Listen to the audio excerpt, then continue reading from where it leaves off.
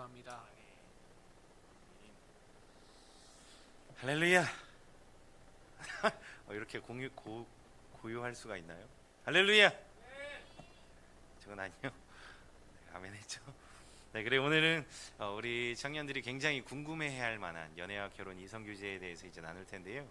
우리 또 베테랑이신 우리 또 김영성 목사님이 이 분야에 되게 능통하십니다. 결혼은 12년 차에 이제 다다르셨고 두 자녀의 아버지이시고 이제 가정 생활을 굉장히 본의 되게 잘 하세요. 그래서 이 부분에 대해서 특별히 또 말씀을 드렸고 여러모로 말할 수는 없지만 다방면으로 이 분야의 전문가십니다. 그래서 이 시간 함께 힘찬 박수로 맞이해 주셨으면 좋겠습니다.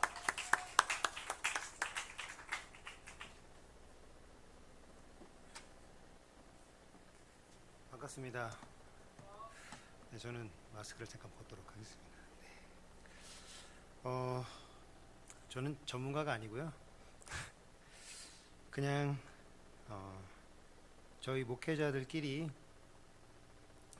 어떻게 하는 것이 가정생활을 잘 하는 것일까, 네, 저희끼리 좀 대화를 많이 나누었습니다. 그래서 우리 김병진 목사님도 결혼하신 지 얼마 안 됐잖아요, 그죠? 작년에 결혼하셨으니까 아직 1년이 안 됐으니까 나름 제가 뭐 결혼 선배로서 뭐 이런저런 이야기를 하는 것뿐인데 전문가라고 해서 상당히 부끄럽네요.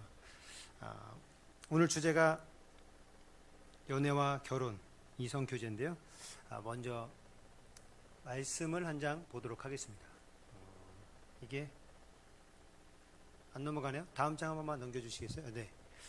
창세기 1장 27절 28절 그리고 2장 24절 말씀입니다. 다음 페이지에 있으니까요. 이어서 한번 읽어보도록 하겠습니다. 시작. 하나님이 자기 형상 곧 하나님의 형상대로 사람을 창조하시되 남자와 여자를 창조하시고 하나님이 그들에게 복을 주시며 하나님이 그들에게 이르시되 생육하고 번성하여 땅에 충만하라 땅을 정복하라 바다의 물고기와 하늘의 새와 땅에 움직이는 모든 생물을 다스리라 하시니라. 이러므로 남자가 부모를 떠나 그의 아내와 합하여 둘이 한 몸을 이룰지로다. 아멘. 여기 다 미혼이죠. 저랑 김병진 목사님 빼놓고는 다 미혼입니다. 혹시 이성 친구가 있는 사람? 비밀인가요? 진짜 한 명도 없어요. 이렇게 우리가 이렇게 슬픈 청년입니까? 네?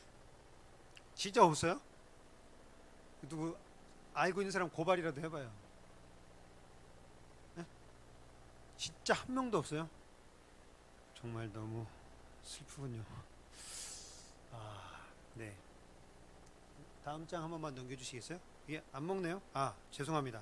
안 켰어요. 잘 먹네요. 네. 이성교제. 청년들이 제가 전에 있던 교회에서 청년부를 맡았던 적이 있습니다. 네, 거기에 친구들이 그런 질문을 제일 많이 했어요. 하나님께서 원하시는 짝이 궁금하다. 내가 누굴 좋아해요? 그럼 저 사람이 하나님이 원하는 짝일지 원하는 짝이 아닐지를 어떻게 구별하냐라는 질문을 많이 받았어요. 우리 준이 형제 어떻게 구별할 것 같아요? 하나님이 원하시는 짝인지 아닌지.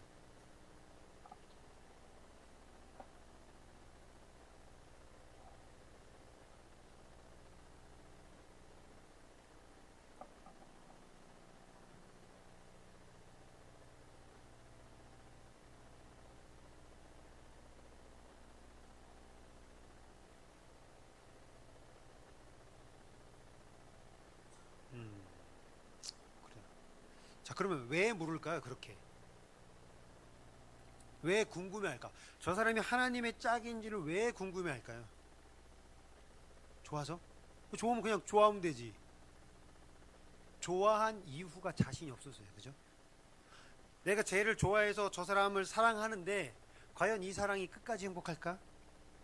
이 사랑이 끝까지 지켜질까? 왜냐면 요즘 뭐 이혼도 많고 또 여러 가지 뭐 불륜도 많고 하여튼 이 가정이 깨지는 경우가 많잖아요. 그러다 보니까 연애를 하거나 결혼을 하려고 하는 이 준비하는 사람들 마음 가운데 불안한 감이 있는 겁니다. 무슨 불안하면? 쟤랑 결혼하면 행복한, 잘 살 수 있을까? 잘 살 수 있을까? 그래서 하나님이 원하시는 짝과 만나면 잘 살 수 있을 것 같아서. 근데 이거는 어떻게 보면 약간 이런 개념입니다. 하나님이 점지해주는 사람과 만나면 행복할 것이다라고 생각하는 약간 우리 가운데는 어떤 무속신앙과 사실은 혼합된 거예요. 제가 왜 이 얘기를 하냐? 하나님이 원하시는 짝은 누구일까? 쟤랑 결혼하면 행복할 수 있을까? 저 사람과 만나면 내가 잘 살 수 있을까?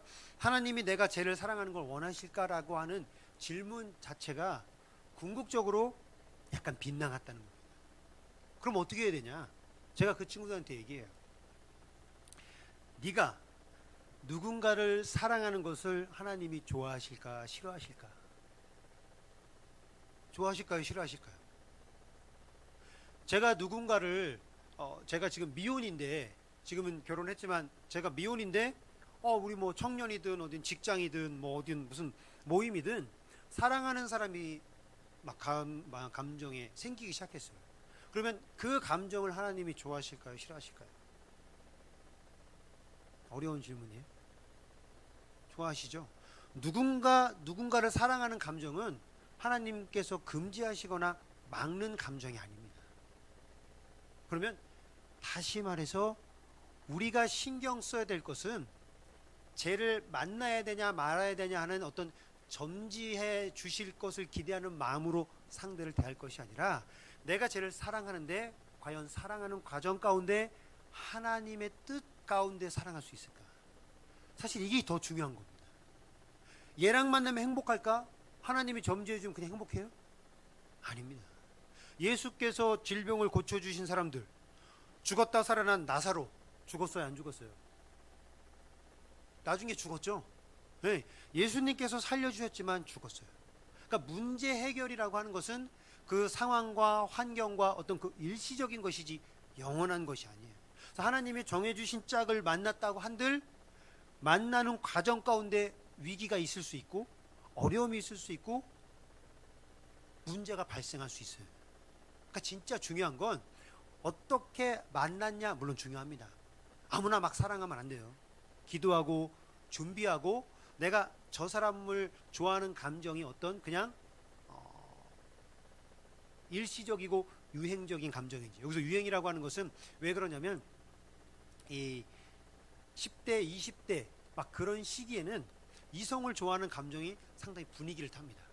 요즘 멋있는 대세가 있고, 그렇죠? 요즘 좋아하는 유행하는 스타일이 있고, 그래서 되게 일시적인 감정으로 상대를 사랑한다고 착각할 수도 있기 때문에 되게 물어보고 또 물어보고 조심해서 상대를 사랑해라. 왜냐하면 사랑이라는 것은 성공하면 아름답지만 실패했을 땐 굉장히 큰 상처와 아픔이 동반될 수 있기 때문에 조심하라는 거예요. 그리고 또 책임이 따르기 때문에. 그러니까 기도하고 준비해야 되지만 더 중요한 것은 사랑이 이루어져서 우리 둘이 이성의 교제를, 그러니까 연애의 생활을 시작할 때 과연 잘할 수 있을 것인가. 우리는 거기에 더 초점을 맞춰야 되는 겁니다.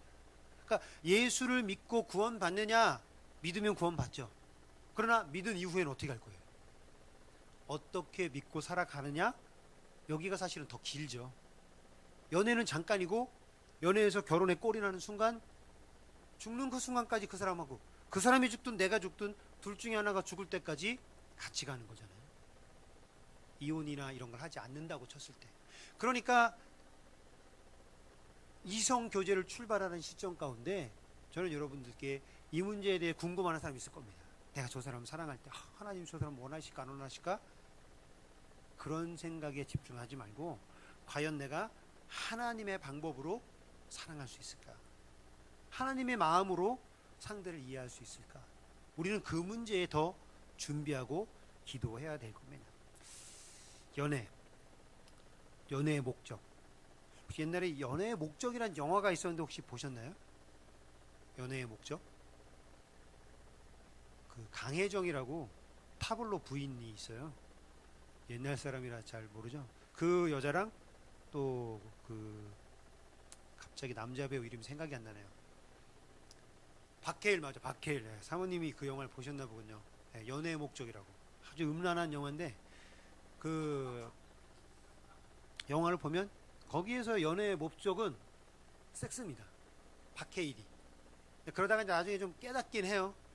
근데 거의 주된 목적이 박해일은 섹스예요. 성관계를 목적으로. 그래서 막 그 강혜정을 좋아하는데 오늘 한 번만 자자. 그 이런 게 거의 그 박해일의 주된 대사일 정도로 아주 그런 게 나옵니다.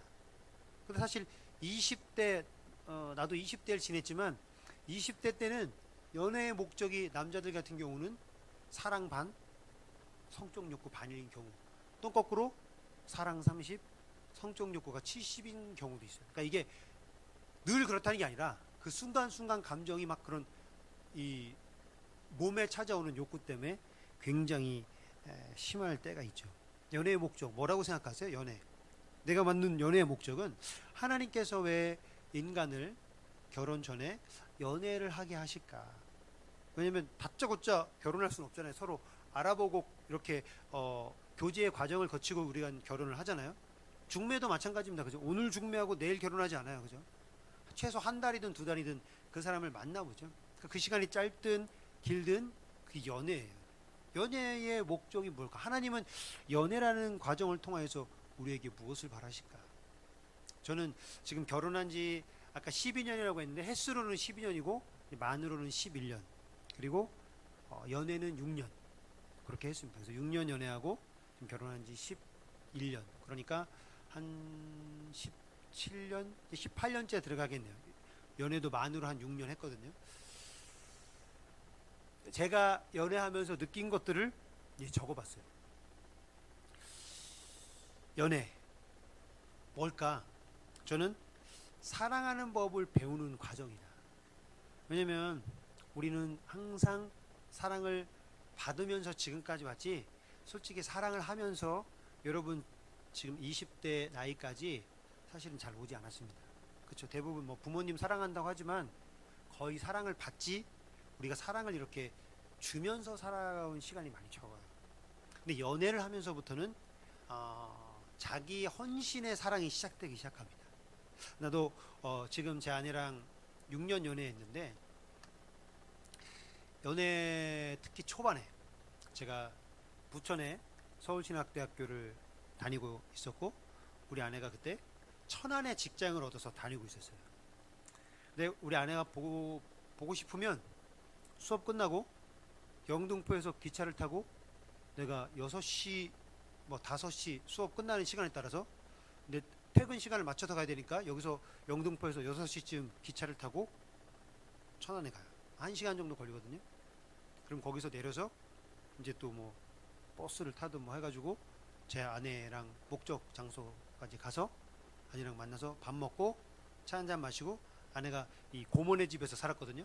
그래서 아내 고모네 집에 데려다주고 나는 찜질방에서 자든가 아니면 첫 기차까지 그 기차 대합실에서 봄 가을에는 시원하니까 이렇게 눈을 감고 있다가 아침에 첫 차를 타고 올라와 아침 수업을 오고 그랬어요. 그 미치죠. 미치는 거예요. 제정신이면 할 수가 없는 일인데 그 출발이 뭐냐? 사랑 때문에. 사랑 때문에. 그래서 막 사랑하니까 막 좋아하니까 막 솔직히 얘기하면 이제 이성적으로 이해할 수 없는 행동들을 하는 거죠. 그러면서 사랑을 배우는데 그 첫 번째 내가 원하는 사랑이 아닌 사랑하는 사람이 원하는 것을 할 수 있는 것으로 성장해 가는 거예요. 사랑을 하면서. 왜냐면 제가 그때 제 아내 그때는 여자친구죠. 여자친구를 보러 천안까지 갈 수 있었던 이유가 뭘까요? 네? 열정인데 무슨 열정이에요? 네, 누가 누구를? 그렇죠. 여자친구가 나는 별로 안 보고 싶은데 보러 오라고 했으면 못 갔을 거예요. 무슨 얘기인지 알죠? 내 욕망과 내 열정이 아무것도 날 막을 수 없게 날 몰아붙인 거예요. 피곤함도 그 어떤 불편함도 날 막을 수 없게 만든 거예요. 근데 그때의 사랑은 1차적인 사랑, 그러니까 내가 원하는 것을 하고 싶어하는 사랑이에요. 솔직히 어떤 때는 우리 아내는 직장 퇴근하고 피곤해서 집에 가고 싶을 때도 있었을지도 몰라요. 나한텐 뭐 그 멀리서 온다니까 오지 말란 말을 못해서 그렇지 본인은 어떨지 몰라요. 근데 나는 내가 시간이 되면 갔어요. 그 순간 내가 팍 필이 꽂히면 보러 가야 되겠다 하고 간 거예요. 내가 원하는 사람. 그리고 여러분들 이제 연애 해본 친구들은 알겠지만 대부분 뭐 때문에 싸워요? 연애하면 뭐 때문에 싸워요? 연애 해본 경험을 들킬까봐 아무도 말을 안 하는 겁니까? 왜 싸워요 연애하면? 준이는 연애 해봤잖아요. 내가 여자친구 있었던 거 알고 있는데 왜 싸워요? 왜 내 마음을 몰라주냐고 싸우죠. 난 그런 뜻이 아니었는데, 나는 그런 게 아니었는데 넌 왜 내 마음을 몰라? 사실 그렇잖아요. 내 생각은 이런데 너 왜 내 생각을 몰라줘? 내 기분이 이런데, 내 마음이 이런데, 내 상황이 이런데 너 왜 내 마음 몰라줘? 라고 싸우죠. 근데 저도 제 아내랑 그렇게 한 3년간 전쟁 같은 사랑을 했어요. 3년간. 근데 그 3년쯤 됐을 때 심하게 한번 싸웠어요. 그래서 한 3일 동안 연락을 안 했어요. 근데 3일째 되는 날, 뭐 여자친구도 안 만나니까 뭐 이렇게 저녁에 뭐 하겠어요. 그냥 혼자 운동이나 하러 가야 되겠다 해가지고 교회 끝나고 이제 운동하러 가는데, 이제 차를 타고 이제 운동하러 가는데 운동장인데 라디오를 틀었는데 그게 극동 방송인지 CBS인지 모르겠어요. 하여튼 기독교 방송 중에 하나였는데 그 라디오에서 그 얘기가 나왔어요. 엄마들이 아이들이 막 놀고 있을 때 뭐 그 다른 집 아이가 넘어지면 얼른 가서 일으켜준대. 괜찮니? 하고 자기 앞에서 넘어지면. 근데 그렇게 많은 아이들이 놀 때 내 아들이 넘어지면 엄마가 정신 안 차리고 뭐해라고 얘기한다니까. 심하게 넘어진 경우가 아닌 경우겠죠. 심하게 넘어져서 막 피가 철철 흐르면 그렇게 얘기하지 않을 텐데, 그냥 넘어진 엄마들이 정신 똑바로 안 차리고 뭐해라고 얘기한대요. 그러면서 그 심리학자가 그 얘기를 하는 거예요. 왜 그럴까? 사랑하는 사람이 다른 사람들 있는 곳에 다른 아이들보다 좀 실수를 하거나 좀 더 처져 보이거나 좀 모자란 모습을 보고 싶지 않다는 거예요. 왜요? 내가 사랑하니까. 내가 사랑하는 사람이 더 돋보이기를 원하고, 더 잘 나가기를 원하고, 더 인정받고 싶은 마음이 사랑의 감정에 포함되어 있는데, 이거는 누구 중심적인 사랑이냐? 나 중심적인 사랑이라는 거예요. 근데 이 웃긴 게 그 사랑하는 대상이 누구예요? 엄마입니다. 그러니까 인간이 가지고 있는, 보여줄 수 있는 사랑 중에 가장 고귀한 사랑이 바로 뭐라고 해요? 모성애죠. 엄마가 자녀에게 보여준 사랑보다 더 존귀한 사랑이 없다라고 하는데, 엄마들조차 그런 실수를 한다는 거예요. 그러면서 인간이 사랑, 결국은 자기 애로 비롯한 사랑이 가장 사랑하는 사람을 상처 줄 수 있다라고 하면서 사랑에 대해서 상대의 마음을 먼저 살피는 것. 사랑하는 대상이 지금 어떤 마음일까? 어떻게 어떤 걸 기대하고 있을까? 어떤 걸 원하고 있을까? 뭐 때문에 아파하고 있을까? 뭐 때문에 눈물을 흘리고 있을까를 가장 생각해야 되는 게 사랑인데, 인간들은 자기 애로 비롯한 사랑을 자꾸 한다는 거죠. 근데 제가 그 얘기를 딱 듣는 순간 머리를 한 대 팍 맞은 것 같은 거예요. 왜냐면 그 당시 제가 초등부 전도사라고 있었으니까 매주 가서 무슨 설교를 하겠어요? 예수님의 사랑, 십자가의 사랑, 그런 사랑을 입으로 그렇게 떠들고 있는데, 우리 아내랑 그 당시 여자친구랑 사이가 좋을 때 제가 뭐라고 얘기했겠어요? 니네 엄마보다 내가 널 더 사랑해. 좋을 때는 뭐 온갖 달콤한 말을 다 했겠죠, 그죠? 사랑해, 뭐해, 어쩌고 저쩌고. 그런데 뭐 수틀리면 핸드폰도 그때는 제가 폴더폰이요. 지금 이런 스마트폰이 아니라 폴더폰. 핸드폰도 전화 통화하다가 아유 진짜 꺾어버려가지고 핸드폰 한 2번 바꿨어요. 그러니까 이게 세상 누구보다 널 더 사랑한다고 고백해놓고 수틀리면 그렇게 되는 저가 탁 떠오른 거예요. 그때도 아까 말한 것처럼 서로 뭐 입장차가 다르고 상황이 다르고 뭐 내가 하지 말라고 했는데 뭐 했고 그런 것 때문에 싸우다가 사건이 커져가지고 3일째 연락을 안 한 거예요. 그래서 그 순간 그 얘기를 딱 듣는 순간 내가 누구를 위해 사랑을 하고 있는가. 그러니까 저 사람을 사랑한다고 하면 사랑하는 사람이 사랑받는 것을 느끼도록 사랑을 해야 되는데 누구를 위해 사랑하는 거예요? 내가 널 사랑해. 여기에 집중하고 있는 거예요. 난 너 사랑해. 사랑받는 사람이 어떻게 사랑받고 있는지, 어떻게 행복한지, 어떻게 아름다운 감정을 느끼고 있는지를 생각지 못하고 사랑하고 있었던 거예요. 근데 이런 일로 싸울 때마다 제 아내가 저한테 누누이 했던 말이 있어요. 자기야, 자기가 나한테 100을 주면 난 200을 줄 준비가 돼 있어. 이런 얘기를 하는 거야. 그래서 제가 뭐라고 했는 줄 알아요? 50만 줄 테니 100을 주면 안 돼? 네, 그런 얘기를 했었어요. 근데 이게 무슨 얘기인지를 모르고 그 얘기를 한 거예요. 그러니까 제 아내는 저한테 당신이 나를 진짜 사랑한다는 확신이 들면 난 모든 것을 해줄 수 있겠다라는 의미의 얘기였다고 하더라고요. 근데 나는 그걸 모르고 뭐 이렇게 욕심이 많아. 100을 바란다고 저는 왜 이렇게 100을 바래? 50만 바라지? 라고 생각을 했는데 그런 얘기가 아니었던 거예요. 하여튼 그래서 제 아내와 그런 관계를 가지고 있다가 깨닫고 제가 장문의 편지를 적었습니다. 장문의 편지를 적어서 그 들은 내용, 깨달은 내용 적어서 사랑하는 대상을 위한 사랑으로 나의 사랑을 바꿔야 되겠다. 그래서 제 아내와 연애 가운데 그렇게 그때부터 바꾸는 노력을 하기 시작했어요. 그래서 하나님은 연애 기간을 통하여서 그냥 행복하고 같이 있으면 좋고 막 이 혈기왕성한 시대에 뽀뽀하고 스킨십하고 행복하고 여기서 끝나는 것은 우리 기독교인으로서의 신앙이 아닙니다. 분명히 아까 말씀을 읽은 것처럼 남자와 여자를 합하여 한 몸을 이루는 결혼을 가정을 꿈꾸라고 하셨는데 그 목적이 있는데 저는 연애가 그 준비 과정이에요. 내가 원하는 사랑이 아닌 사랑하는 사람이 원하는 것을 할 수 있는 사랑을 준비해 나가는 거죠. 그럼 이게 언제 완성될까요? 죽을 때까지 안 됩니다. 저도 지금 뭐 저렇게 썼지만 뭐 내가 원하는 사랑이 아닌 우리 아내가 원하는 사랑 하고 있을까요? 잘 안 돼요. 그렇지만 깨닫고 노력하는 사람과 깨닫지 못하고 내가 자기 애로 비롯한 사랑이 진짜 사랑이라고 착각하는 것과는 다르거든요. 그리고 또 하나, 사랑이라는 감정에 속지 않는 것. 설렘, 순간적 감정. 아까 제가 말씀드렸죠. 인간의 감정은 굉장히 기복이 심합니다. 그래서 좋아하는 스타일, 외모, 뭐 성격 되게 많이 바뀔 수가 있어요. 내 상황과 처지에 따라. 우리 엄마 아빠가 경제적으로 원만해요. 그럼 배우자를 고를 때 돈 문제가 나를 크게 좌우할까요? 많이 좌우 안 할 수도 있어요. 왜? 나는 경제적인 문제가 내 가슴 속에 그렇게 큰 문제가 아니니까. 근데 아빠가 막 되게 폭력적이고 그랬다. 또는 엄마가 막 되게 좀 그 자기 주장이 강하고 막 가족을 힘들겠다. 그런 남녀는 배우자를 고를 때 그 부분에 되게 포인트가 맞춰져 있는 거예요. 저희 장인어른은 굉장히 이 가정적인 남자였어요.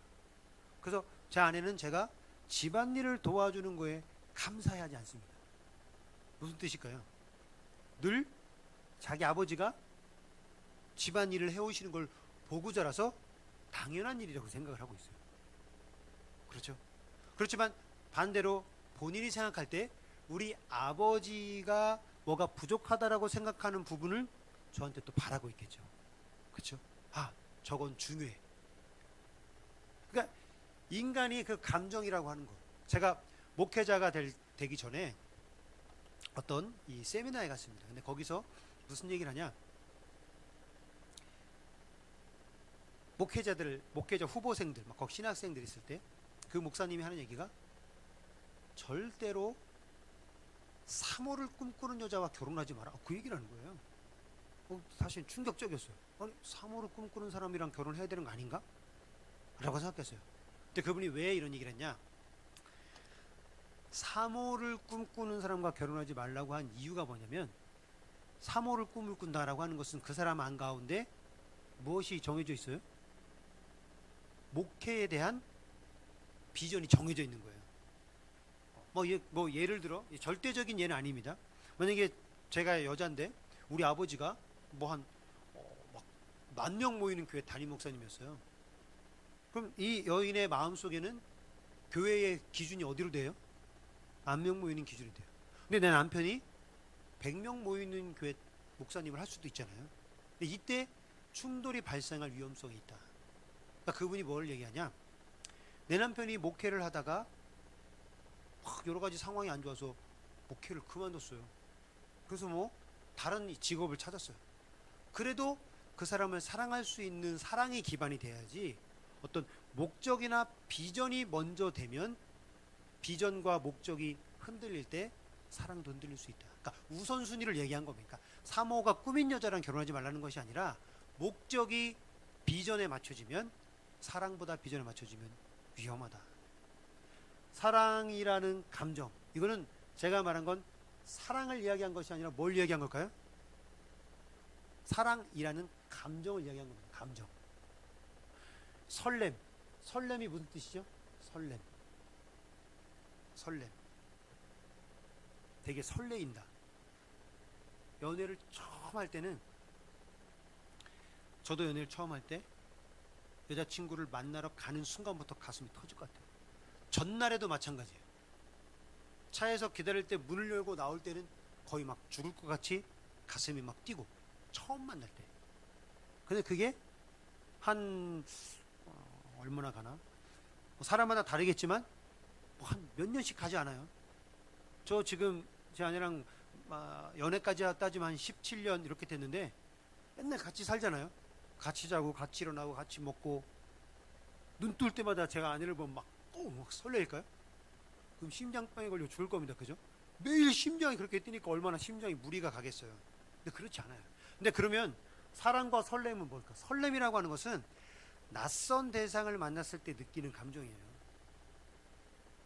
우리 종민이 지금 26인가요?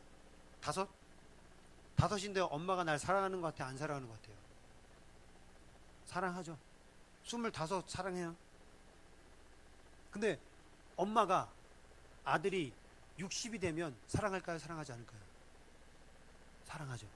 내가 90이 되고 내 아들이 70이 돼도, 내 딸이 70이 돼도 부모님은 자녀를 사랑합니다. 근데 그때 설렐까요? 설레지 않습니다. 안 설레요. 그죠? 그러니까 설렘이라고 하는 이 감정은 사랑의 감정이 아니라, 사랑하는 과정 가운데, 특히 그 사랑이 낯설 때, 아직 익숙치 않을 때 우리에게 찾아오는 일시적인 감정입니다. 그래서 설렘이 사라졌다, 뭐 익숙해졌다라고 해서 우리가 뭐 권태기다, 사단의 속임수입니다. 사단이 권태기라는 단어를 통하여, 설렘이라는 감정을 통하여 우리를 속이는 거예요. 저도 자녀를 키워보지만 우리 아이가 지금 10살, 8살이에요. 하나도 안 설레요. 그렇지만 똑같이 사랑합니다. 제가 지금 제 아내랑 그렇게 오래 봤지만 우리 아내 봐도 안 설레요. 근데 저는 지금 제 아내가 그 어느 때보다 지금이 더 사랑스러워요. 근데 그 이야기는 좀 나중에 할 텐데, 그러니까 설렘이라는 감정, 어떤 순간적인 감정에 속지 않는 거. 그러니까 연애를 통해서, 연애를 1년하고 2년하고 3년하고 익숙해지고 허점이 보이고 단점이 보일 때 그 사람이 원하는 방법으로 사랑을 함으로 말미암아 내 사랑이라는 감정이 아니라 사랑이라는 것 자체로 사랑할 수 있는 것을 연애를 통해서 배우는 거예요. 그리고 그 중심이, 우리 예수 믿는 사람은 십자가의 사랑. 왜냐면 우리가 예수 믿는 가운데 우리는 신앙생활을 하며 늘 상대를, 상황을, 환경을 무엇으로 우리는 해석해야 됩니까? 예수 그리스도의 십자가를 통하여 우리는 해석할 수 있어야 됩니다. 내 자녀도, 내 친구도, 특별히 내가 가장 사랑하는 내 상대 A는 특별히도 예수 그리스도의 십자가로 사랑할 수 있어야 돼요. 쟤 왜 저래? 아이씨, 왜 저렇게 짜증나게 행동하지? 제가 제 아내랑 가장 많이 싸운 이유는, 난 물건을 안 잊어버려요. 잃어버리는 법이 거의 없어요.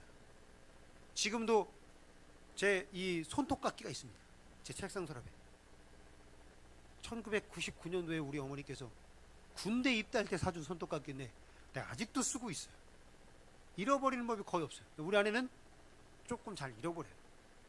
금방 잃어버리고, 연애하는 동안 나는 연애 때 산 선글라스를 아직도 쓰고 있는데 우리 아내는 한 8번 바꿨을 거예요. 바닷가만 가면 잃어버려가지고. 그러니까 잃어버리는 거예요. 그러니까 자꾸 잃어버려요. 왜 잃어버릴까? 딸을 낳았는데 또 딸이 맨날 뭘 잃어버려요. 그 엄마를 닮았어요. 사랑하는 법을 배운다고 하는 것은 왜 그럴까라고 생각하는 것이 아니라, 너는 잘 잃어버리는구나, 난 잘 안 잃어버리니까 내가 너의 잘 잃어버리는 부분을 내가 채워줄게. 이게 예수 그리스도의 십자가의 사랑입니다. 되게 꼼꼼한 사람은 덜렁거리는 배우자나 덜렁거리는 이성 친구를 만났을 때 나의 꼼꼼함이 너의 덜렁거림을 채워줄게. 또 반대로 꼼꼼한 사람들은 뭐 할까요? 좀 예민하죠. 그죠? 항상 그러니까 조금 자유함이 없을 수 있어요. 그러나 털털한 그리고 약간 덜렁거리는 사람의 자유함이 그 사람을 그런 어떤 꼼꼼함과 막 뭘 완벽하게 해야 되겠다고 하는 그런 강박에서 자유하게 해줄 수 있는 거예요. 그러니까 이게 십자가의 사랑이라고 하는 것이 뭐 십자가를 지고 막 뭐 처형받고 막 예수님 믿으려고 피 흘리고 죽 그런 것이 십자가의 그런 것만 십자가의 사랑이 아니라 일상 가운데 예수님이 나를 위하여 피를 흘리셨잖아요. 나도 너를 위하여 내 이것들을 포기하고 참아줄게. 내가 널 채워줄게. 그러니까 상대를 왜 그래로 바라보는 것이 아니라 어떻게 해요? 너는 그렇구나 라고 이해하는 겁니다. 제가 그래서 엄청 싸울 때 우리 교회에 형이 있었어요. 그 형이 저보다 2살 많았는데 그 형은 그때 이미 연애를 6년째 하고 있었어요. 제가 그 형한테 물어봤습니다. 형은 왜 이렇게 안 싸워요? 그랬더니 자꾸 이해하려고 해서 싸우는 거야. 그런 나한테 그 얘기를 해주는 거예요. 받아들여. 무슨 도사처럼 나한테 2살 많은 형이 자꾸 이해하려고 해서 그래요. 왜요? 이해하려고 하는 거. 왜 그럴까? 이해가 될까요? 안 돼요. 100번 이해해도 꼼꼼한 사람은 덜렁거리는 사람 이해할 수 없습니다. 부지런한 사람, 게으른 사람 이해할 수 없어요. 어떻게 해야 돼요? 받아들이는 겁니다. 넌 좀 게으르구나. 넌 성격이 급하구나. 넌 부지런하구나. 넌 좀 성격이 불같네. 넌 좀 짜증을 좀 잘 내네. 이렇게 받아들여야 돼요. 왜 그럴까 하는 순간, 이해하려고 하는 순간 이해가 안 돼서 싸우는 겁니다. 근데 받아들이는 거예요. 그게 바로 십자가 사랑입니다. 예수 그리스도께서 십자가에 달려 못 박히셨을 때 그 앞에는 별의별 족속들이 다 있었어요. 그죠? 근데 예수님은 거기에 뭐라고 했습니까? 니들 두고 보자라고 했습니까? 아니에요. 내 피로 너희를 구원에 이르게 하겠다. 창에 찔른 사람도, 얼굴에 침 뱉은 사람도, 가시관을 꽂은 사람도, 배신한 베드로도 거기에 있는 모든 사람들의 상황과 환경을 다 받아주셨어요. 네가 내 앞에 나오기만 하면 난 너를 받아주겠다. 이게 십자가의 사랑입니다. 그 연애를 통하여 이걸 배우면 예수님이 나를 사랑하신 그 사랑이 내가 사랑하는 사랑. 여러분 왜냐면 이제까지 이렇게 사랑해 본 적이 없잖아요. 연애에서 그 대상처럼 부모님 사랑해 봤습니까? 거짓말이에요. 그렇게 사랑해 본 적이 없어요. 그렇게 사랑이 안 돼요. 근데 연애하면서 그 사랑을 하면 그 사람 때 막 가슴 아프고 울고 막 그 들뛰는 가슴을 안고 이런 것들을 하나님께서 우리에게 기대하시는 거죠. 자, 그러면 또 중요한 문제. 사랑하는 사람과 스킨십은 어디까지 가능할까요? 응? 거기까지? 거기가 어디예요? 어디? 키스? 키스? 키스 누가 얘기했어요? 우리 정균이가 얘기했어요? 키스 해봤어요? 안 해봤으니까 그런 말을 하는 거야. 안 해봤으니까. 준이 키스 해봤어요? 어떻게 키스 하니까 키스 탁 하고 깔끔하게 여기까지 딱 끊을 수 있겠어요? 쉽지 않죠. 네. 키스할 때 손은 어디에 있었어요? 네? 말을 못하겠죠? 말할 수 있어요? 키스할 때 손이 어디 바지 주머니에 있었습니까? 손이 어디 있었어요? 키스할 때. 거기까지 또 개인 사생활을 보호해야 되니까. 종빈이 키스 해봤어요? 키스할 때 손이 어디 있었어요? 허리 계속 있었어요? 잘했고. 내가 왜 이 얘기를 하냐? 키스를 한다고 하니까 스킨십이라는 것 자체가 사실은 뭐 우리는 뭐 단계를 나누잖아요. 뭐 손잡고 뭐 팔짱 끼고 어깨 동무하고 키스하고 좀 더 깊은 스킨십 가고 뭐 그렇게 가다가 결 끝에는 성관계나 뭐 이렇게 나오는데 솔직히 이걸 분리하는 순간 이미 늪에 빠지는 겁니다. 왜요? 내가 키스할 때 손이 어디 있었냐 물어보는 이유가 제일 처음 키스할 땐 손이 어색하죠. 그죠? 왜냐면 키스도 어색한데 손을 어떻게 해야 될지 어색하겠죠. 그러나 키스가 2번 되고 3번 되면 손이 어떻게 되겠어요? 자연스럽게 상대의 스킨십을 하게 돼 있습니다. 이건 죄냐 아니냐 이런 문제를 떠나서 본능인 거예요. 본능은 뭐예요? 막을 수 있다 없다? 막을 수 없다. 그러면 스킨십을 미안합니다. 그러면 스킨십을 어떻게 해야 돼요? 그러면 어디까지 해야 돼요? 어디가 통제가 가능할 때입니까?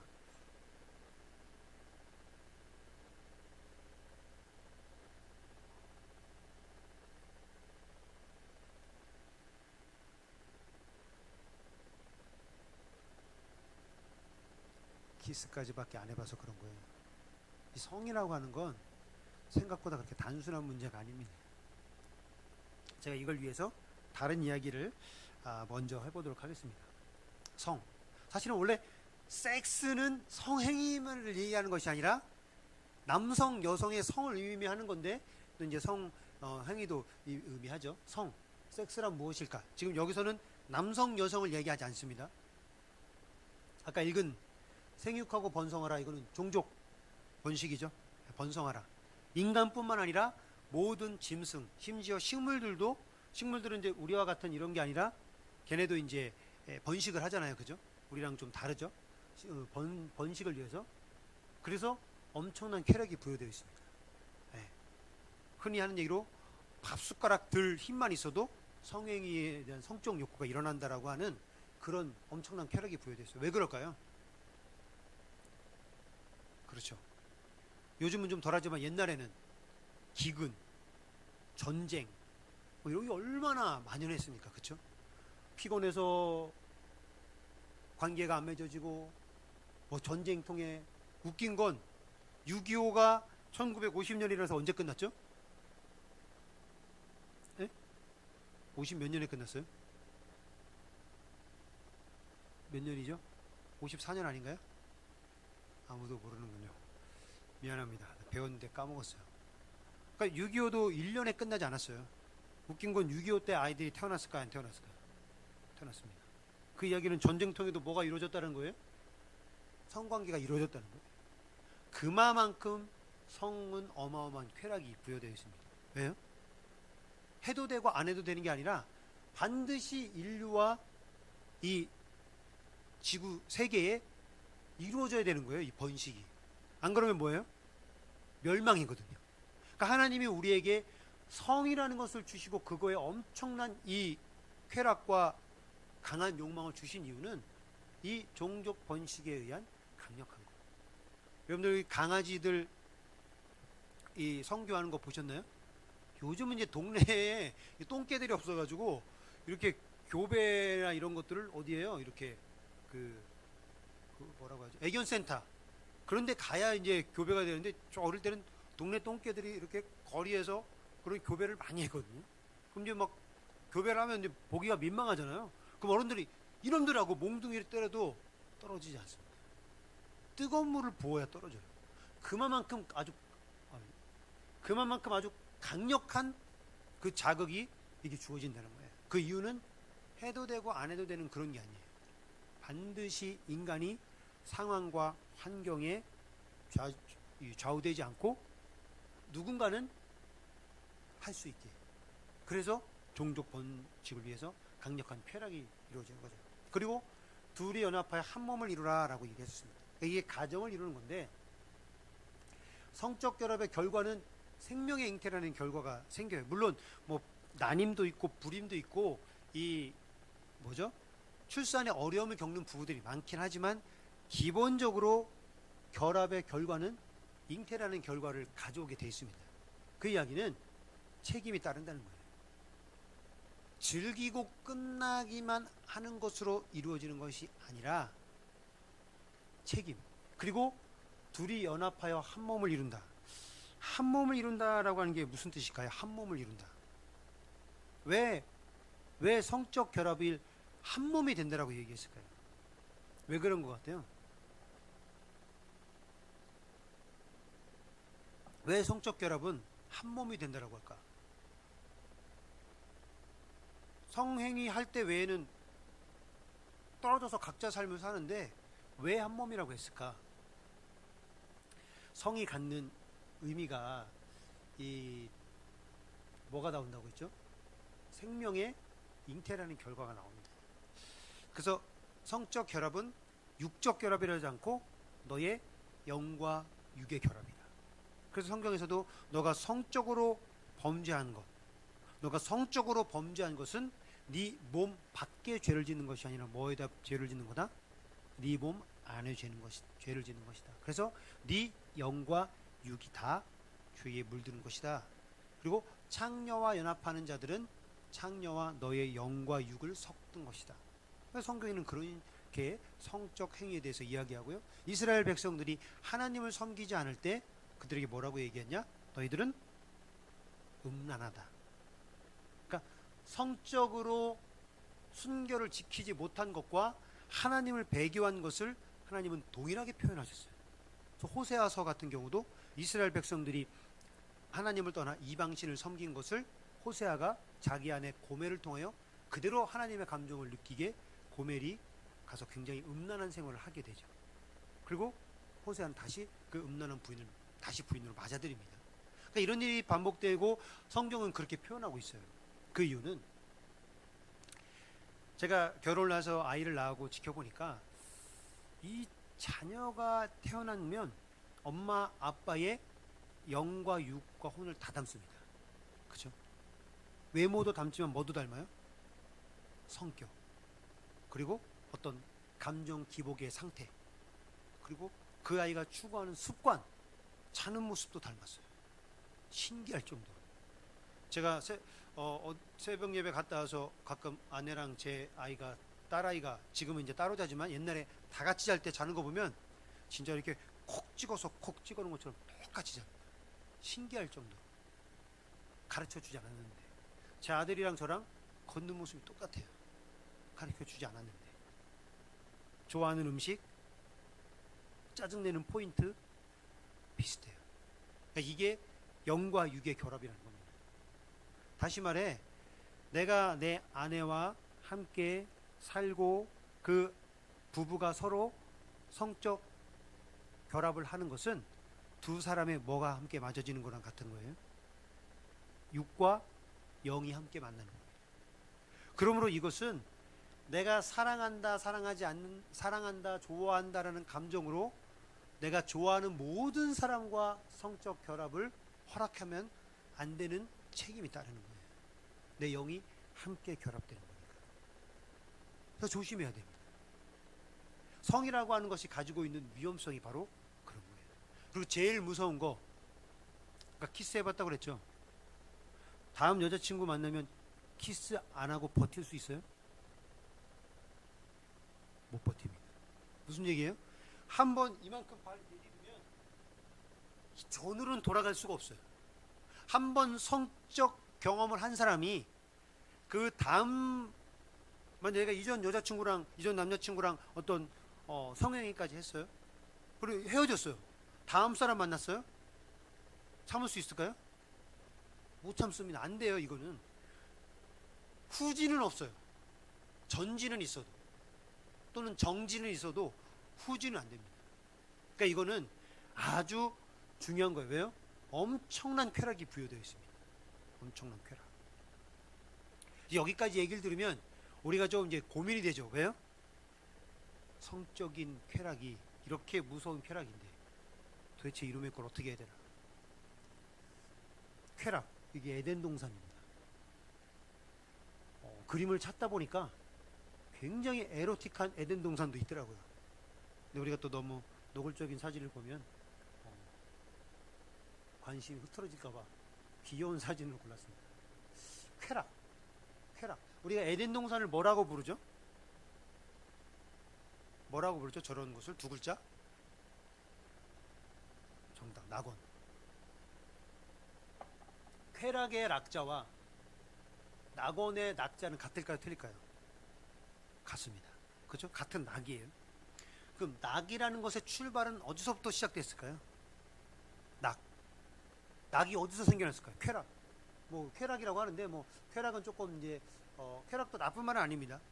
쾌락 자체가 나쁘진 않아요. 낙을 어디서 났을까요? 사단이 줬을까요? 누가 줬을까요? 하나님. 다시 말해 성적인 즐거움 누가 줬습니까? 하나님이 주셨어요. 사탄이 준 게 아니에요. 더럽고 추악하고 지저분한 것이 아닙니다. 하나님이 인간과 짐승과 모든 이런 피조물들이 종족을 번식할 수 있고 또 그 종족을 번식하는 과정 가운데 아름다운 기쁨을 주시기 위해 주신 것이 이 낙이지, 어디 사단이 우리를 막 죄에 빠뜨리려고 준 것이 성적인 쾌락이 아니에요. 그러면 왜 이것이 오늘 우리를 이렇게 힘들게 하고 어렵게 하는 문제가 되었을까? 왜 낙이 변질되었을까? 바로 죄가 들어왔기 때문입니다. 처음 하나님 창조 섭리 가운데는 하나님의 형상을 따라 우리를 만드셨어요. 그리고 그 하나님의 형상에 따라 만들어진 여러분과 저 가운데 있었던 이 낙은 무슨 낙이었을까요? 아름다운 낙. 죄가 들어오지 않은 낙이었어요. 근데 죄 때문에 낙이 변질됐습니다. 그러면서 우리가 뭘 잃어버렸을까요?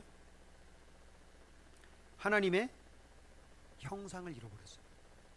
하나님의 형상을 잃어버린 우리는 늘 갈급합니다. 갈증이 있어요. 뭐에 대한 갈증이 있을까요? 근원에 대한 갈증. 낙도 근원. 왜냐하면 죄가 들어온 이후에 모든 낙은 하나님이 주신 원래의 낙이 아닌 죄가 들어와 변화된 낙이에요. 진짜 낙이 아니에요.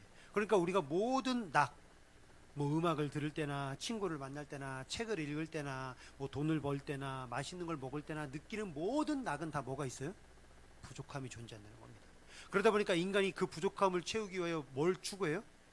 더 큰 낙을 추구합니다. 그래서 우리가 더 성에 빠지기도 하고 물질에 빠지기도 하고 명예에 빠지기도 하고 인기에 빠지기도 하는 그 근본적인 이유가 근원적인 것이 상실되다 보니까 우리는 계속 가져도 갈증이 나오는 거예요. 목마른 거예요. 그것이 쾌락이든 뭐 명예든 뭐든 아름다움이든 내가 추구하는 모든 것에 근원이 빠지다 보니까, 그러다 보니까 쾌락도 점점 어떻게 해요? 점점 변질되는 거예요. 어떻게 해요? 즐거움만을 위하여. 아까 말했던 뭐 없이요? 책임 없이. 결과에 대한 책임, 과정에 대한 책임에 관계없이 즐기는 거예요. 그래서 즐기는 것에 집중하기 시작하면 점점 뭐가 우리를 찾아올까요? 네? 죄? 아니요. 근데 죄는 당연히 찾아오는데 죄가 찾아오기 위해서 우리에게 뭘 더 추구할까요? 오늘의 쾌락보다 더 강력한 쾌락을 추구하게 되는 겁니다. 그래서 성적인 관계가, 처음에 부부간의 성관계가 되게 행복하고 좋다가 자녀 낳고 시간이 지나면서 부부들이 점점 뭘 안 해요? 성관계를 하지 않아요. 왜요? 자극이 안 느껴지니까. 아주 그릇된 낙에 대한 기준입니다.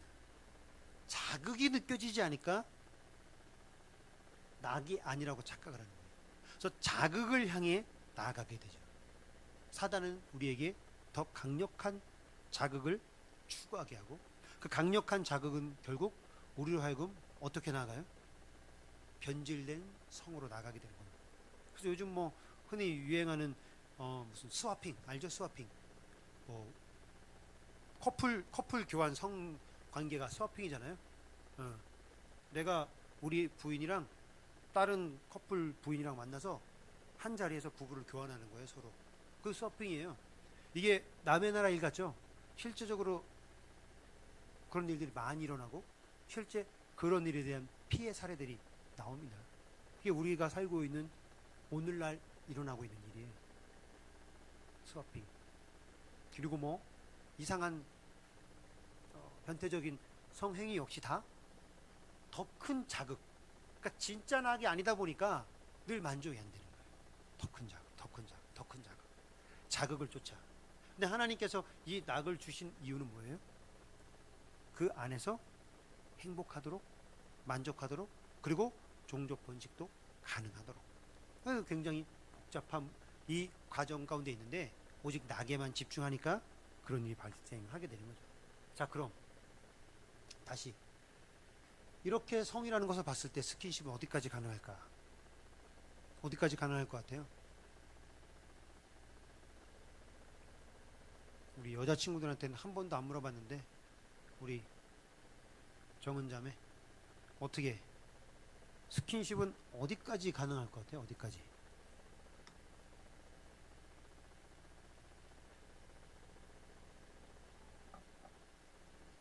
그럼 부모님이 보시고 있을 때 키스할 수 있어요?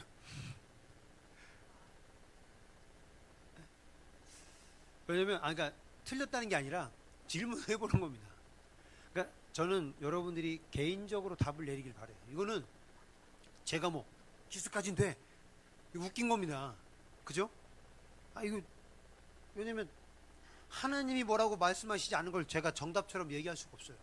다만 내가 통제할 수 있고 절제할 수 있고 아까 우리 정은자매가 얘기한 것처럼 내가 부모님이 보시는 곳에서도 할 수 있는 정도 하여튼 두 커플이 서로 합의를 하고 목표를 정하여 그 목표 가운데서 아름다운 스킨십을 할 수 있도록 반드시 룰과 틀을 정해야 됩니다. 그렇지 않으면 욕망에 사로잡혀요. 견딜 수가 없어요. 나도 우리 6년간 연애하는 동안 내 아내가 나를 지켜주지 않았다면 나는 견딜 수가 없었을 겁니다. 우리 아내가 날 지켜줬어요. 내가 우리 아내를 지켜준 게 아니라 우리 아내가 나를 철저하고 아주 엄하게 지켜줬어요. 그래서 우리 여자친구들한테 권면합니다. 남자들은 다 못 지켜요. 세상에 지킬 수 있는 남자는 한 명도 없습니다. 그리고 여자분들이 좀 더 강력한 절제와 판단을 가지고 그 감정으로 싸우면 안 됩니다. 막 그 여자분들 중에 그런 경우가 있어요. 이 짐승 같은 게 나를 어떻게 해보려고 이렇게 생각하면 안 됩니다. 그 사랑과 이 육체적 욕망은 되게 동반되고 비례되는 거예요. 지나가는 모르는 여자한테 그렇게 하지 않아요. 사랑하는 여자한테 사랑하는 만큼 그 성적인 감정이 같이 타오르는 거지. 뭐 나한테 막 그렇게 어떻게 뭐 키스 한번 해보려고 그러고 뭐 막 가슴 만지려고 하고 엉덩이 만지려고 하고 뭔가 막 조금 더 막 스킨 해보려고 하는 이게 아무한테나 그러는 게 아니라 사랑하는 사람에게 일어나는 자연스러운 현상입니다. 근데 그것을 통제하고 절제시켜줄 때 이성적으로 접근하시고 여러분들도 절대 감정적으로 남자들을 대하지 않게. 남자들이 제일 기분 나쁜 게 마치 나를 무슨 이제 어떤 성의 노예처럼 대하거나 마치 나를 어떤 그런 짐승처럼 대할 때 굉장히 모욕감을 느껴요. 너는 그거밖에 생각 못해?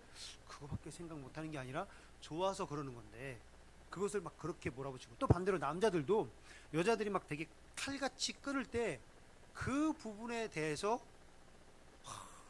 나를 사랑하지 않나? 어떻게 이렇게 내 마음을 몰라주지? 이렇게만 생각할 문제가 아니에요. 내가 이 세월을 지내보니까 여자가 자기 몸을 생각하는 것과 남자가 자기 몸을 생각하는 것은 전혀 다릅니다. 그러니까 성적인 부분에 있어서 남자들은 성적인 부분에 있어서 내가 성관계를 맺었다는 사실이 나에게 어떤 의미가 있을까요? 내가 오늘 처음으로 성적인 경험을 해봤어요. 남자들은 그게 어떤 의미를 가질까요? 학교 다닐 때 뭐 고등학교 때나 뭐 대학교 때 그런 일이 일어날 때 남자친구들이 와서 얘기하는 거 못 들어봤어요? 어떤 분위기예요? 그 사회적으로. 나 어릴 때는 뭐 자기 첫 경험하고 오면 다 자랑합니다. 야, 나 어제 여자친구랑 다 자랑해요. 무슨 얘기예요? 내가 수치스럽다고 생각지 않는다는 겁니다. 남자들은. 근데 여자들은 대부분 어때요? 막 자랑해요?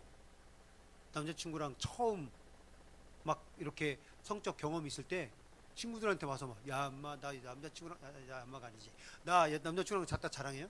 그렇지 않아요. 왜냐면 내 몸을 생각하는 기본적인 가치관이 달라요.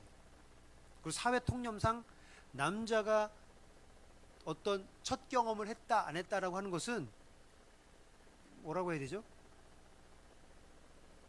좀 달라요. 우리 서로 느끼잖아요. 그러니까 우리가 그것을 서로 존중해 줘야 되는 겁니다. 여자가 생각하는 성, 남자가 생각하는 성이 다르다는 거예요. 그러니까 여자도 남자도 여자를 서로 이해해줘서 이 스킨십에 대하여 아마 제가 여러분에게 딱 답을 정해주길 바랬겠지만 답은 없습니다. 답은 절제할 수 있는 대로 서로 합일점을 찾아 그 가운데 아름답게 살아가는 거예요. 죄의식에 빠지지 말고. 뭐 키스했다, 키스까지만 하기로 했는데 손이 움직였다, 막 이런 거로 죄의식에 빠지지 말고 절제할 수 있으면 되는 겁니다. 죄의식에 빠지면 더 문제가 복잡해져요. 왜냐? 죄의식에 빠지면 다른 문제가 발생하거든요. 죄의식에 빠지면 여자친구가 그 문제에 대하여 자연스러운 얘기를 나한테 꺼낼 때, 그쵸? 자기야, 나는 자기가 키스할 때 내 은밀한 부위에 손이 가는 것을 원치 않아 라고 이야기할 때 내가 죄의식에 빠져 있으면 무슨 생각이 들어요? 이미 나 스스로 그 문제에서 팍 달아오릅니다. 자유로울 수 있어야 돼요. 아, 실수할 수 있지만, 어제는 내가 감정 통제를 못해 실수했지만 오늘은 자제할 수 있다. 그래서 여자친구와 대화할 수 있고, 여자친구도 마찬가지죠. 남자친구가 훅 들어오는 감정을 불쾌하고 확 짜증나고 그 남자친구에 대해 정죄하기 시작하면 대화를 할 수 없어요. 대화를 할 수 없으면 파국으로 치닫습니다. 대화할 수 있어야 돼요. 예수 이름으로, 성령의 능력으로 우리는 절제하고 다스릴 수 있다. 나도 6년 연애하는 동안 다스릴 수 있었거든요. 우리 둘이 여행도 많이 갔어요. 6년을 연애했으니까, 내가 32에 결혼했으니까 막 30, 29, 30 막 이렇게 해서 직장 다니고 그럴 때 우리 둘이 여행도 많이 갔어요. 그렇지만 같이 자면서 지킬 수 있었어요.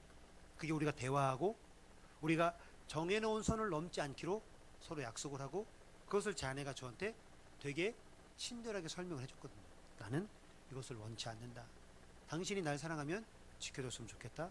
참아줬으면 좋겠다. 힘든 거 안다. 얘기를 해줘서 나도 지킬 수가 있었어요.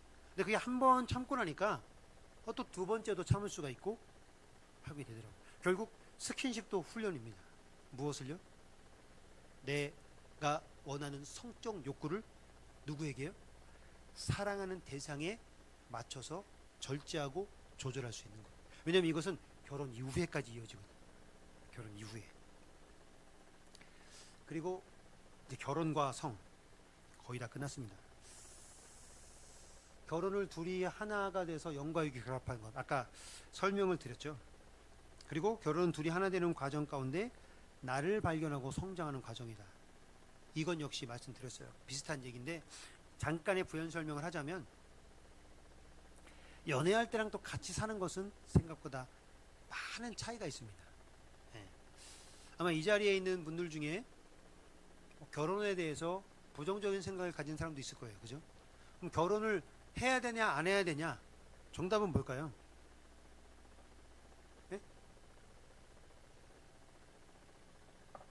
정답은 정답은 해야 될까요 안 해야 될까요? 네? 해야 돼요? 사도 바울도 혼자 살으라고 그랬는데. 그러니까 이 문제 역시 답을 내리는 것 자체가 사단의 속임수에 넘어가는 겁니다. 왜요? 상황 때문에 결혼을 못하는 사람도 있을 것이고, 또는 하기 싫은 사람도 있을 것이고, 다양하잖아요. 다만 저는 결혼을 했을 때에 내가 결혼을 통하여 하나님이 깨닫게 하신 이점을 얘기하는 겁니다. 결혼을 안 하면 뭐 나를 발견하고 성장을 못하냐? 그것도 아니에요. 예? 절대적이지 않습니다. 예수 그리스도의 십자가 복음 외에는 절대적인 건 이 땅에 존재하지 않아요. 하나님은 우리의 창조주시다, 구원자시다 라고 하는 것 이외에 이 땅에 절대적인 것은 거의 존재하지 않는다고 보면 돼요. 왜냐하면 시대와 상황에 따라 조금씩 변경되거든요. 그러나 예수 그리스도께서 우리를 구원하시고 하나님이 우리의 창조주시고 그분은 다시 오신다 라고 하는 이 복음은 변화되지 않지만 나머지는 다 조금씩 변할 수 있습니다. 그러니까 결혼이라고 하는 것도, 제가 결혼을 통해서 느낀 거는 둘이 하나 되는 과정 가운데 나를 발견하고 성장하는 과정. 사진이 있었네요. 이거는 저희가 작년 10월이 결혼 10주년이었어요. 결혼 10주년일 때 제주도에 가서 리마인드 웨딩 사진을 찍었습니다. 사려니 숲길인데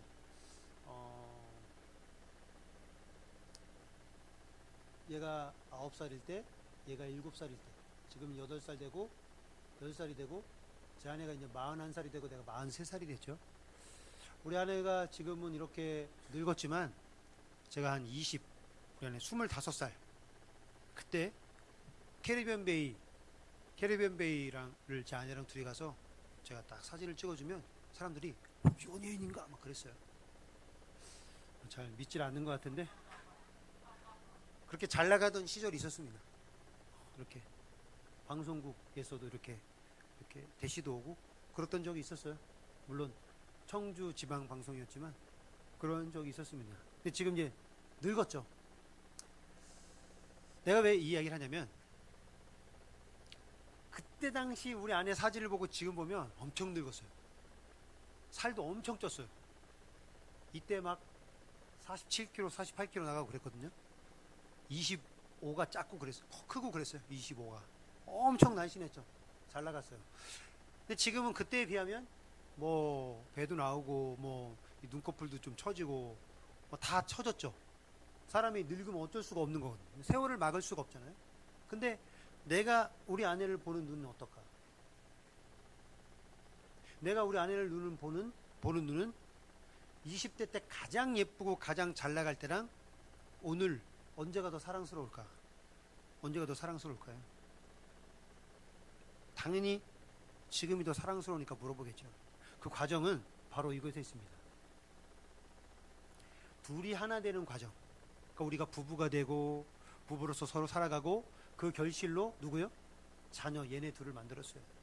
그리고 그 과정 가운데 우리 가정 같은 경우는 우리 장모님이 암투병을 하시다가 돌아가시는 과정도 겪었고 또 우리 집은 결손 가정으로서 우리 아버지가 저희 어머니랑 같이 살지 않아요. 따로 떨어져 살아요. 그 아버지가 속을 많이 썩여서 엄마랑 아버지랑 결별하셨거든요. 그래서 따로 살고 있어요. 근데 우리 아내는 또 그 시아버지와 시어머니를 따로 섬겨야 되는 아픔을 가지고 있죠. 힘듦을. 나야 자식이지만 제 아내는 남인데.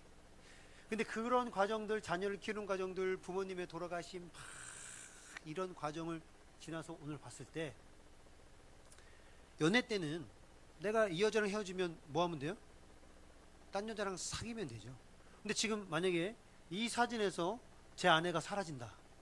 그럼 우리 가정은 이제 어떻게 됩니까? 얘와 얘의 엄마를 누가 대신하겠으며 우리 부모님과 우리 장인어른에게 저를 누가 대신하겠으며 그러니까 이게 존재적 가치가 어마어마하게 달라지는 것이고 그 존재적 가치가 달라진 만큼 상대를 더 사랑하고 이해할 수 있음이 나를 성숙한 사랑하는 사람으로 만들게 되는 거예요. 근데 그것이 변화되기 시작하면 내 삶이 완전히 바뀌기 시작하는 겁니다. 얘들을 보면서 그렇게 사랑스럽고 이쁜데 말대답하고 까불고 이제 건방지기 시작하면 화가 막 치밀어 올 때가 있어요. 그럴 때는 확 소리도 지르고 화도 내고 매도 때려요. 이 자식이 어제 나한테 매를 맞았어요. 혼날 일이 있어서 매를 맞았는데 매를 맞고도 감정이 상하지 않아요. 왜 그럴까요? 이제 저도 아이를 키우면서 훈육은 하지만 두드러 패는 게 아니라 네가 이것을 잘못한 것에 대하여 너는 매를 맞을 것이다 라는 경고도 하게 되고 자기도 이런 잘못을 하면 매를 맞겠다는 걸 알아요. 그러니까 우리 가운데 약속이 있어요. 그러니까 내가 아이를 때려도 아이도 아빠가 날 두드러 팼어라고 생각지 않고 내가 이 잘못을 했을 때는 이렇게 손바닥을 맞을 수 있다. 이런 생각을 얘도 하는 거예요. 그러니까 저도 감정을 실어 때리지 않고 감정을 실어 때리지 않으면 얘도 이렇게 맞자마자 바로 나를 보면 웃을 수가 있고 그러니까 그만큼 누가요? 나도 얘도 성숙해 가고 있는 거죠. 그러니까 하나님이 가정을 통하여서 자녀를 통하여 나를 발견 또 하나는 얘를 보면서 그렇게 나랑 닮은 걸 봐요. 요즘 엄청 쪼다갔거든요. 그렇게 잘 울고 삐지고 근데 내가 얘를 막 보면서 도대체 이 자식이 누굴 닮아서 저 모양일까라고 생각을 하는데 내 어릴 적 모습들이 막 새록새록 생각이 나. 내가 엄마한테 그랬었구나. 내가 그때 그렇게 아침밥 먹을 때 까시러지게 했었구나. 뭐 싫어요. 뭐 안 해요. 그리고 맨날 집에서 우리 집에 이렇게 이게 등나무로 된 흔들의자가 있었어요. 흔들의자가 거실 저쪽 끝에. 내가 삐지면 맨날 그 의자 뒤에 들어가 앉아 있었거든요. 잊고 있었는데 얘 삐지는 걸 보고 그 생각이 나는 거예요. 그걸 보면서 부모님의 마음도 깨닫고 우리 엄마가 이렇게 날 힘들게 키웠구나. 내가 이렇게 쪼다 같았구나. 얘를 보면서 답답하다가도 아들이 날 닮았구나. 날 닮아서 미안해. 막 이런 마음도 생기고 이게 결국은 하나님이 나를 치유시키고 제 아내를 보면서도 아내가 그렇게 나에게 헌신해 주는데도 가끔 피곤할 때는 막 좀 짜증나게 하고 그럼 아내가 또 저한테 이렇게 얘기도 하고 요즘 우리 둘이 동행일기를 쓰고 있어요. 동행일기를 써서 매일 내가 예수님과 동행한 일기를 쓰면 서로 그 일기를 보고 거기다 댓글을 달아주게 됩니다. 그래서 그 댓글을 달아주면서 서로 얘기하고 거기서 사과도 해요. 오늘 당신한테 미안했어. 관계를 갖고 있습니다. 그러니까 가정을 통하여서 하나님께서 우리의 가운데 어마어마한 깨달음을 주세요. 물론 가정을 이루지 않고 결혼하지 않는 사람에게는 또 다른 관계를 통해서 이런 깨달음을 주실 수도 있겠죠. 그러니까 연애든 뭐 이별이든 결혼이든 자녀 양육이든 또 부모님이 돌아가신 거든 모든 상황 가운데 하나님은 우리 가운데 말씀하시고 깨달음을 주시는 것이 있습니다. 또 하나 이제 결혼과 성에 대해 얘기하는데 아까 말씀드렸죠. 성은 뭐라고요? 엄청난 책임이 따르기 때문에 뭐가 필요합니까? 관리가 통제가 필요합니다. 바로 결혼이라는 이 가정이라는 통제가 필요합니다. 그리고 뭐가요? 그 결과물인 자녀와 함께 성적 쾌락의 동반자인 배우자와 함께. 이게 아주 중요한 문제인데 제가 결혼을 하고서 이제까지 느끼는 것들을 이렇게 털어서 적어봤어요. 저는 이제 10년이 좀 넘었습니다. 그리고 제가 결혼하고 첫 애를 낳고 여자들은 임신부터 출산 시기 그리고 출산하고 특히 모유수를 하는 그 시기에는 성적인 욕망이 아예 없어져요. 그냥 성적 욕망이 그냥 아예 없어지는 것 같아요. 그래서 아이를 낳고 얘를 키우는 그 시기에 정말 힘들었어요. 특별히 얘를 낳을 때 제 아내가 되게 힘겹게 나서 상처가 좀 있었어요. 그래서 거의 한 6개월가량은 힘들어했어요. 그러니까 애 낳기 전 시간부터 아이를 낳고 난 순간까지 그러니까 거의 6개월, 거의 한 10개월 가까이가 진짜 저한테는 지옥 같은 시간이었어요. 차라리 내가 성적 대상이 나랑 같이 안 살면 괜찮은데 매일 같이 자고 매일 같이 사는데 나는 아내와 성적인 관계를 가질 수가 없죠. 초반에 뭐 한 몇 달 좀 참고 하다가 제가 아내한테 요구했을 때 아내가 되게 힘들어하고 짜증을 냈어요. 그리고 되게 아파하기도 하고 그 아기 낳을 때 되게 좀 상처가 있었거든요. 그러다 보니까 내가 무슨 생각이 드냐, 좀 절제해야 되겠다 라고 해서 좀 절제를 했어요. 그래서 일부러 아내랑 딸이랑 자라고 하고 난 저쪽에서 따로 자고. 근데 그렇게 하다 보니까 어떤 마음이 찾아오냐, 어색한 거예요. 웃기죠? 나 신혼인데 아직 결혼한 지 한 뭐 2년 정도밖에 안 됐는데 내가 아이랑 아내 그 사이에 이 끼어드는 게 좀 미안하고 아내도 막 모유수유하고 되게 힘든데 직장도 다녔거든요. 그래서 내가 너무 힘들게 하는 것 같아서 뒤로 한 발짝 물러나서 둘 사이에 들어가지 않았어요. 근데 그렇게 해서 조금 시간이 지나니까 어떤 마음이 드냐면 아내와의 스킨십이 어색한 거예요. 그래서 겁이 나더라고요. 이렇게 해서 어색해지면 문제가 발생하는 거 아닌가? 그래서 그때부터 아내가 싫어해도 끊임없이 노력을 했습니다. 네, 물론 싫어하는데 막 강제로 가는 게 아니라 내 스킨십과 내 감정 표현에 대해서 아내한테 끊임없이 얘기했어요. 나는 당신이 좋아. 그리고 스킨십도 같이 딸아이랑 아내가 자고 나는 따로 자도 반드시 내가 아내랑 스킨십을 하고 포옹을 하고 입맞춤을 하고 내 사랑의 감정을 몸으로 표현한 후에 따로 잤어요. 부부관계는 아내가 힘들어했기 때문에 잘 못 갔더라도 그렇게 하니까 이제 아내와 나 사이에 어색함이 사라지더라고요. 두려웠습니다. 왜 이야기를 하냐면 요즘 뭐 차별금지법이다 뭐 해서 뭐 동성애 문제도 나오고 다 얘기하죠. 동성애를 법적으로 차별하면 안 된다라는 이야기를 합니다. 이건 무슨 뜻입니까?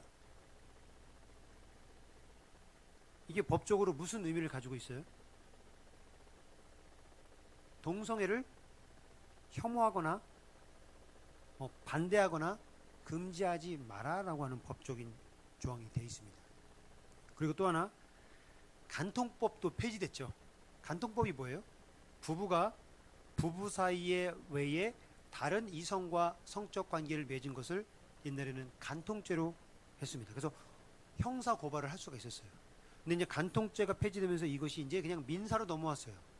그래서 간통죄가 성립이 안 됩니다. 그냥 부부 사이에 이제 싸움이 되는 거예요. 이혼하거나 뭐 이렇게 하는데 필요한 사유.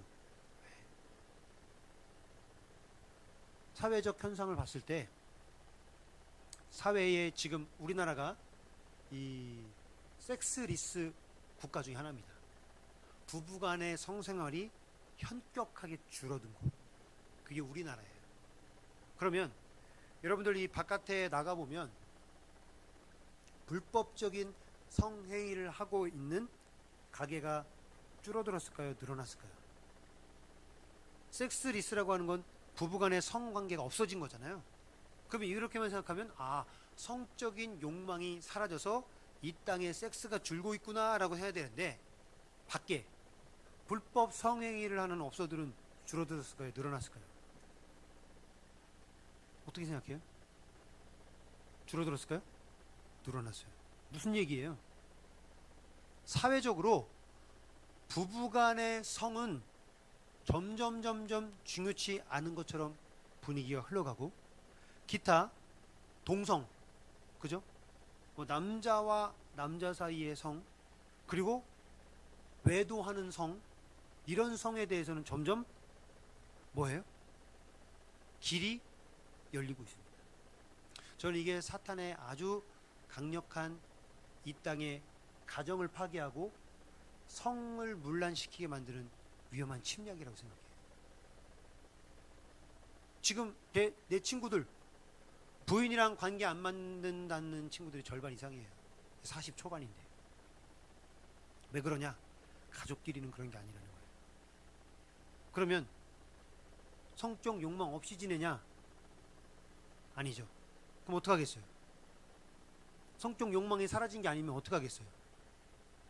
부부와 이 결혼이라는 틀 안에서 성이 해결되는 것이 아니라 이 틀 밖에서 해결되기 시작하는 거죠. 이건 이미 음란으로 가고 있고 가정 파괴로 가고 있고 문제로 가고 있는 거예요. 뭐 동성애가 문제다, 저는 이런 얘기를 하는 것이 아니라 성이라고 하는 것에 대한 개념 자체가 우리 가운데 흐트러지고 있다는 겁니다.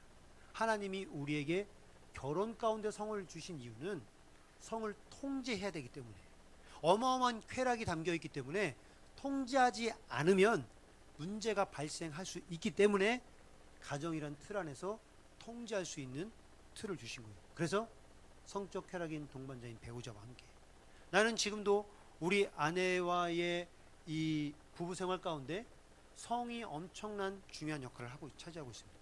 왜냐하면 아까 말했죠. 성은 쾌락이라고 하는데 이 쾌락은 무슨 쾌락이에요? 영과 육이 결합하는 쾌락입니다. 근데 이것이 가정이라는 틀이 아닌 바깥에서 마음대로 행해질 때는 영과 육이 뭐해지는 거예요? 혼탁해지는 겁니다. 그렇기 때문에 그것은 결국 뭐만 남아요?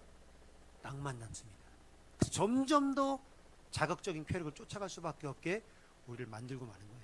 나는 지금 우리 아내랑 지금 10년 넘게 살고 있지만 우리 아내의 변화된 모습, 변화된 몸매, 뭐 그때보다 더 나온 배 상관없어요. 왜요? 내가 이 여인의 육체를 사랑하는 게 아니기 때문에, 이 여인의 존재 자체를 사랑하는 것이기 때문에, 이 존재 자체를 사랑하는 것은 흔히 세상 사람들이 말하는 육체적 자극이 나에게 찾아온다, 찾아오지 않는다와 상관없는 세상에서 나에게 가장 소중한 대상이 되는 겁니다. 내가 이것은 우리 아내와 성적인 관계를 맺을 때 내가 가슴 속 깊이 느끼고 있어요. 내가 이 사람을 사랑한다, 그리고 내와 이 사람과의 성적인 관계가 아름답고 소중하고 하나님도 기뻐하시는 관계다라는 내 안에 확신이 있습니다. 근데 그렇게 관계를 맺으면 이 관계는 단순히 그 어떤 쾌락하고는 비교가 안 돼요. 그러니까 낭만 추구하는 사람들은 이 관계에서 하나님이 주시는 은혜와 하나님이 주시는 해결점을 찾을 수 없기 때문에 이 관계가 시시합니다. 여자도 마찬가지예요. 뚱뚱해지고 머리 까지고 배 나온 내 남편보다 더 멋있고 더 섹시하고 그런 남자를, 그리고 막 자극적인 상황, 몰래 외도를 지킬 때 그런 스릴들이 성적 흥분을 더 자극시키게 하고, 그죠? 또 성적 쾌락을 위하여 환각제도 먹게 하고, 막 이상한 낭만을 추구하는 관계로 우리를 몰아가는 거예요. 그러니까 결국 인간은 성과 뗄래야 뗄 수 없는 관계를 가지고 있습니다. 분리될 수가 없어요. 성과 함께 가는 거예요. 어떻게 가냐? 통제하면서 하나님이 허락하신 가정 가운데. 물론 이 자리에 있는 분들 중에 여러 가지 상황 가운데 결혼을 안 하거나 뭐 결혼이 쉽지 않은 상황에 처하는 사람이 있을 수도 있겠죠. 그러면 그 가운데 하나님께서 허락하시는 방법으로 해결하시길 바랍니다. 굉장히 복잡한 문제예요. 제가 여러분들 때문에 동성애, 이 성 문제 가운데 이제 동성애 문제가 있기 때문에 그 문제도 공부를 좀 했어요. 공부라는 가운데 엄청난 충격에 빠졌습니다. 그 연구 결과를 보니까 짐승들 중에 동성애를 하는 종이 500여 종 이상이 된대요. 무슨 얘기인지 알아요? 짐승들 중에 동성애를 하는 동물이 500여 종이 된대요. 기린, 돌고래, 펭귄, 오랑우탄, 조류부터 시작해서 엄청난 동물들이 동성애를 한다는 겁니다. 저는 개인적으로 인간만 창조 섭리를 어기고 동성애를 한다고 생각하고 있었는데 어마어마하게 많은 종류의 동물들이 동성애를 하고 있는 거예요. 충격에 빠졌어요. 이게 뭘까? 무엇일까? 근데 그 동물들이 동성애를 하는 이유들은 좀 다 종마다 다르더라고요. 무슨 그 보노보 오랑우탄인가 그 걔네는 다른 이 무리가 습격해 왔을 때 거기 수컷들이 복종과 화해의 의미로 자기의 몸을 수컷한테 준대요. 그럼 그 이긴 쪽 수컷이 그런 동성애 행위를 하면서 걔네를 죽이지 않고 자기 밑으로 받아들인답니다. 뭐 이게 목적이 있긴 하더라고요. 근데 어찌됐건 그게 걔네랑 우리가 말을 해본 게 아니잖아요. 야, 너 왜 동성애 했어? 물어본 게 아니고 그냥 연구만 한 거기 때문에 그 가운데 어떤 쾌락적 요소가 있는지는 알 수가 없어요. 사실은 짐승의 행위를 관찰만 한 거다 보니까 그 연구 결과에도 그런 것들이 나오더라고요. 근데 어떻게 해서 동물이 생식과 행위가 분리가 됐는지, 왜냐면 우리가 기본적으로 그런 다윈의 진화론 그런 학문적인 연구에서도 동물은 생식을 위해서만 성행위를 한다라고 되어 있었는데 그게 깨진 거거든요. 근데 언제 어떻게 분리되었는지를 이제 원인을 찾기가 쉽지 않은 거죠. 그래서 복잡합니다. 그런데 그 가운데 제가 이 깨달은 것은, 그래서 어제 밤 늦게까지 이 문제를 놓고 제가 하다가 이 동행일기에 제가 이 글을 쓰게 됐어요. 그래서 내가 만난 하나님 가운데, 그리고 내가 하나님을 믿으며 내가 이성 교제, 결혼, 자녀 양육, 그리고 부부간의 성생활을 한 가운데 이 혼란한 문제가 저 개인적으로는 해결이 됐습니다. 왜냐면 나는 여러분들에게 말씀드린 이 과정 가운데 그런 복잡한 문제, 그럼 학문적으로 동물들은 도대체 왜 동성애를 하는 걸까? 그러면 이게 창조 섭리를 어긴다라고 하는 부분이 상당히 복잡한 국면으로 치닫는 거예요. 왜냐면 우리만 창조 섭리를 어기는 줄 알았는데 동물들은 자유의지가 있는 것도 아닌데 이거 어떻게 된 거지? 골치 아프죠. 나도 이 충격에 빠져가지고 얼마나 힘들었는지 몰라요. 근데 제가 확실한 건 하나님께서 나의 결혼 생활과 나의 청년들에게 그 얘기를 해줘야 되겠다. 나의 결혼과 나의 이성 교제와 나의 성적 생활을 봤을 때 나는 하나님의 사랑 가운데 하나님의 주신 방법으로 내가 오늘도 아름답게 내 부부 생활과 가정 생활과 나의 성 생활을 하고 있기 때문에 내가 이 부분에 대하여 우리 청년들에게 당당하게 얘기해 줘야 되겠다. 학문적인 건 모릅니다. 뭐 그 사람들 연구 결과도 명확하진 않아요. 왜냐면 짐승들이 자기 입으로 왜 그랬는지 말해준 게 아니니까 다 추측이고 관찰 결과지 그들의 감정을 알 수 없다 보니까 이게 인간과 빗대어 인간의 동성애와 짐승들의 동성애를 어떻게 봐야 될지에 대한 명확한 그 결과물들은 많이 없더라고요. 그렇지만 확실한 결과물인 나의 삶에 대하여. 그래서 여러분들이 지금 한창 혈기왕성할 때이고 또 이성에 대한 관심이 많을 때이고 또 결혼에 대한 꿈과 비전이 있을 나이인데 저는 여러분들이 이 시기에 성이라고 하는 것에 대한 하나님이 주신 은혜와 또 그 강력한 쾌락과 함께 동반되는 책임, 이 부분에 대해서 여러분들이 고민하시고 기도하시면서 하나님이 나에게 맞는 답을 주시길 바라고요.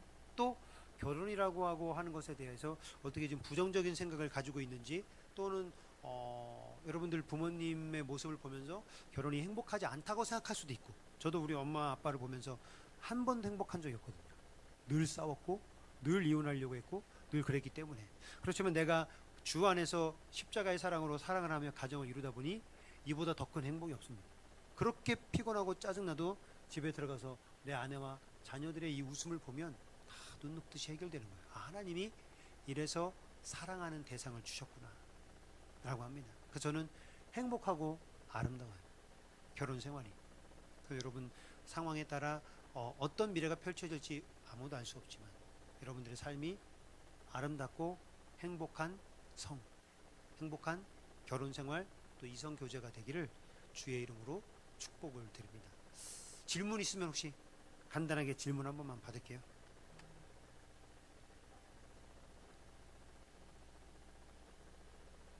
있어도 못하겠죠? 속마음, 질문이 있는 눈빛인데 종빈이. 네. 없어요. 준이는 없어요. 혹시 뭐 다른 친구들 뭐 없어요? 사실 뭐 여기서 질문을 잘못 얘기했다가는 어떤 뭐 나의 속마음이 탄로가 나니까, 그쵸? 혹시 뭐 그래도 용기 있게 한번 질문해 볼 사람 없나요?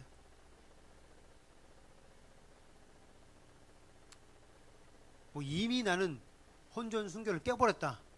그럼 전 어떻게 해야 되나요? 어떻게 하면 좋을까요? 다시 참을 수 있습니다. 저는 혼전 순결을 지키지 못했어요. 저는 일반 대학 다닐 때 이미 그 전에 그 문제에 넘어졌었어요. 그런데 제가 제 아내를 만나고 그 이후에는 제 아내와 그걸 지켜냈거든요. 저는 할 수 있다고 봅니다. 너무 힘든 일이지만 할 수 있다고 봐요. 그러나 너무 힘들었어요. 죽는 줄 알았어요. 그러니까 여러분들도 넘지 않은 사람이 있다면 절대 넘지 마십시오. 이거는 인간의 의지와 노력으로 해결할 수 있는 영역이 아니에요. 또 뭐